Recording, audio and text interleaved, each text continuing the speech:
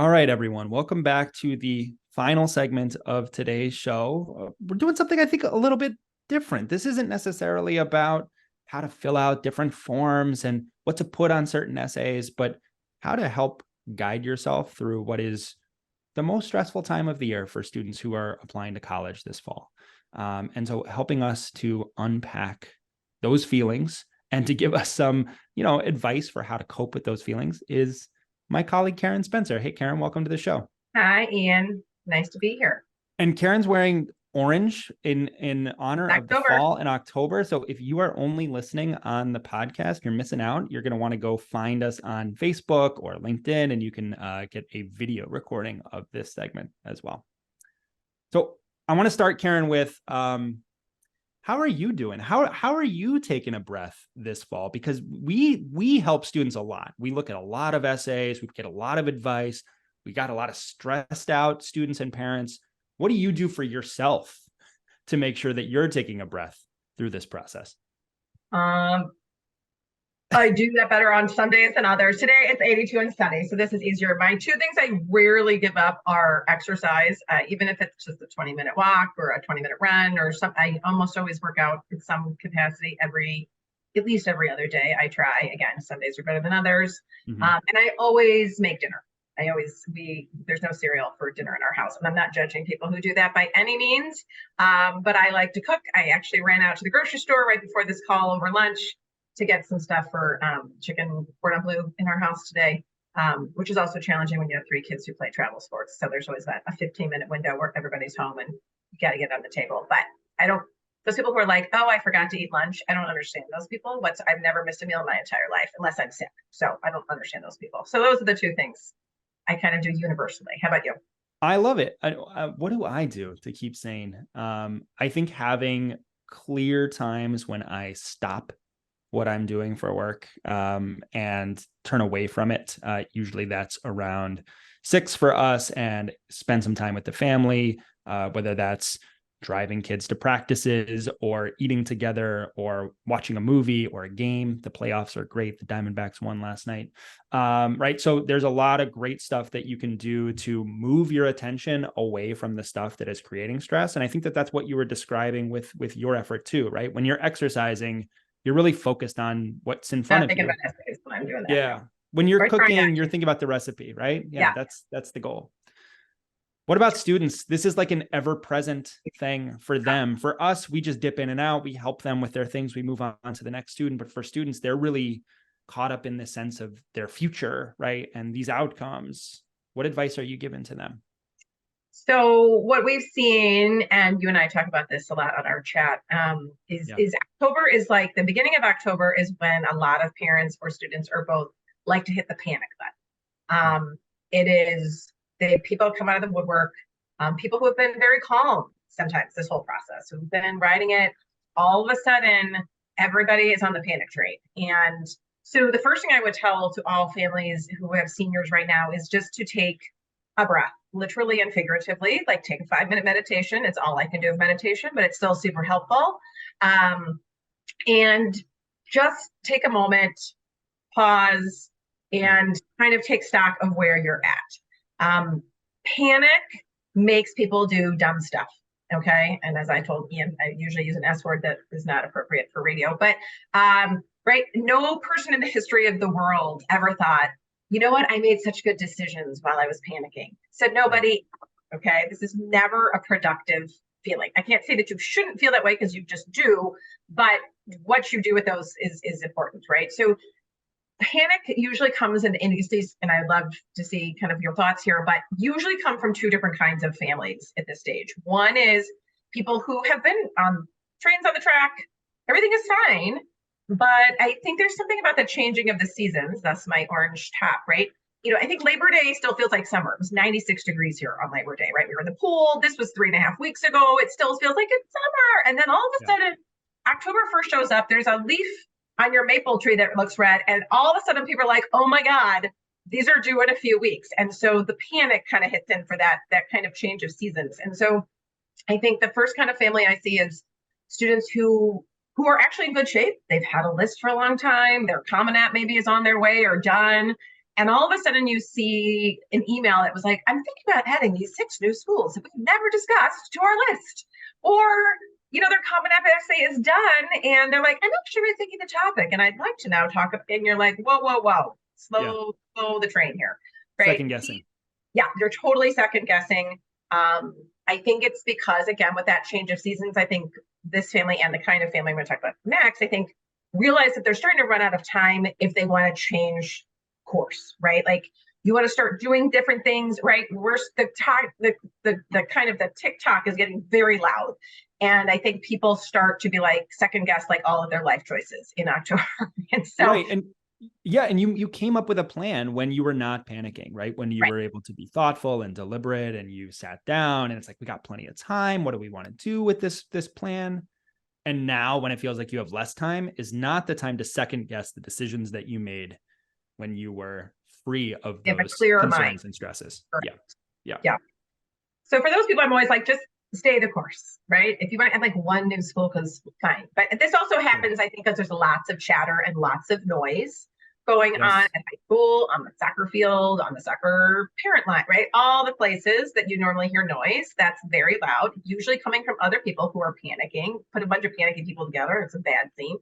So just stay the course. I think that's, my best recommendation. Don't start second guessing everything, just get it done. There's another sort of phenomenon here too, which is that if I'm a parent and my kid is on top of things and they're organized and they've made the right decisions and they're driving this process really effectively, and other parents are chattering about the stresses, I'm not going to step in and be like, it's going great for us. I don't know, like you're not going to hear from those parents typically. Good job, right? Yeah. You're just going to hear from the people who are not having a good time, right? And so I think that can lead you to believe, well, wait, am I doing this right? Is this going well for me? And sometimes the answer is yes, that you don't need to change your course, that you don't need to adjust your strategy, that everything is looking good for you. And that person's problem is not your problem, right? So always focus on your kid and your lane and what they're doing right now. Yep. So there's a second type of family right now. There's a second type of family too. And those are people who probably are panicking for a little bit better reason, right? Maybe they aren't, right? Their kid was not on top of things. They, we meant to visit, we forgot to visit, whatever. And they are indeed behind a little schedule, perhaps, or where we would like to see them at this point. And again, I get the panic in that case, right? Again, not helpful. The antidote to panic is always to have a plan. Right? Who's, when the boat is in trouble, you don't look at the person flailing around, like freaking out, right? You look at the person who's like, okay, I'm making them take an exit. Like, where are the lifeboats? Where's the things? Like, I'm going to get us off this boat. Right. So I think, making a plan really starts for most kids, whether you're in the panic mode or back in all the way in February of junior year, is what schools am I applying to? Because that list of schools really dictates everything else you have to do. That's why I drill the list so hard with juniors, because I always say, until you have a list of schools, you're kind of like circling the airport. You can't land the plane, right? How many essays do I have to write? Depends on your list. Should I send my test scores? Depends on the schools on your list. Do I need teacher letters of recommendation ASAP? Depends on the schools on your list. So until that list is solidified, everything else is kind of on hold. So I think that is kind of the first step if you're way behind schedule is, figuring out the schools on the list. Once you do that, then, okay, what is necessary for those schools? And then being realistic about what you can actually, not you meaning your child, can get done, right? If your son or daughter was like, maybe I'll apply to UNC, that deadline is in a week and a half, right? Like, is that actually something you can get done as a student well in the next week and a half, right? If it's not, maybe we need to readjust our list, right? So kind of taking stock and ideally making a kind of pecking order. And I do this for all students who kind of get to this late. Like, what's the priority, top 6 schools? Then what's our next 4 maybe, and they're straggling 2 if we get to them, right? But make a priority list and there's lots of power in having a plan. And I think that tends to relieve a lot of the panic when like, okay, here's the steps in front of me and now I just got to go do them. You're exactly right. The list drives so much of this process. It helps you figure out what your order of operations is going to be. I had a student yesterday that I met with for the first time in a couple of weeks. I'm like, hey man, where you been? He's like, oh, I've had a lot going on. I was like, well, it's not changing, right? Like you still have a lot going on and now we're closer to November 1st, But what we were able to do was pull up his list and look at which schools are going to have deadlines by the end of this month and which tasks need to be completed and in what order.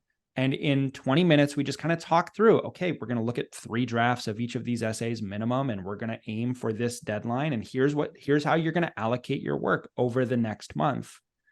And while there still is quite a bit to do, it's not nearly as challenging as looking at the 12 schools where I want to apply and saying, oh my God, I have so much to do. What am I going to do? How am I going to do this?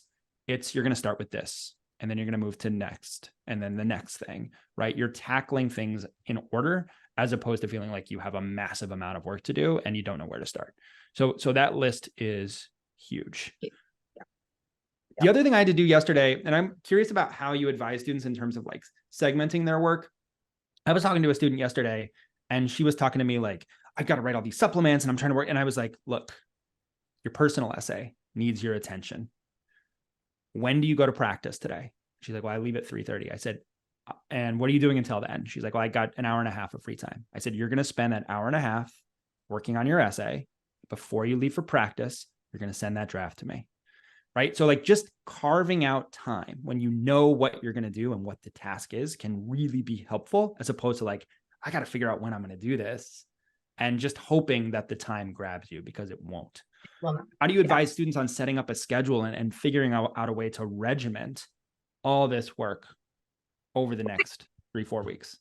Yeah, I mean, I think you look at your schedule, right? Every kid has a different schedule. If you're in season right now for a sport, let's say, or you're in the middle of, the week going into the play, right? This week may not be the greatest week for you, right? So you may need to eke that out and think, okay, but it's full court press next week when I, don't have X, Y.